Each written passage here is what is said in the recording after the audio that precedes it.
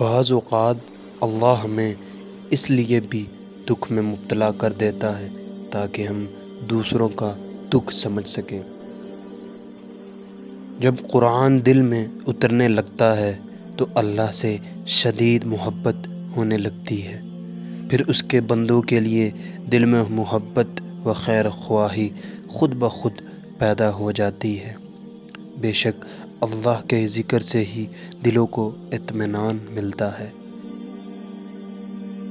اپنے اللہ سے اپنی خطاؤں کی بخشش طلب کرتے رہو، کیونکہ زندگی موقع کم اور دھوکہ زیادہ دیتی ہے۔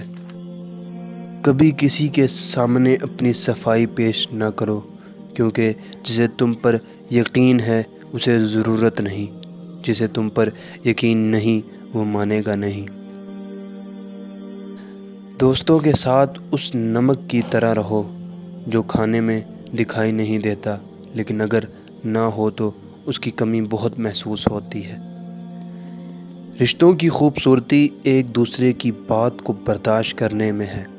بے عیب انسان تلاش کرو گے تو اکیلے رہ جاؤ گے۔ لوگوں سے یاد نہ کرنے کا شکوہ مت کرو، کیونکہ جو انسان اپنے رب کو بھول سکتا ہے وہ سب کو بھول سکتا ہے۔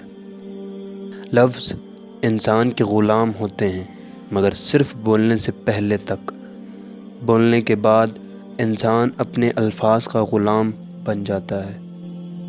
اپنی زبان کی تیزی اس ماں پر مت چلاؤ جس نے تمہیں بولنا سکھایا۔ اپنی جوانی کے دھوکے میں مت آنا کہ یہ عنقریب تم سے چھین لی جائے گی۔ وہ اپنے نہیں ہوتے جو رونے پر آتے ہیں، اپنے تو وہ ہوتے ہیں جو رونے ہی نہیں دیتے۔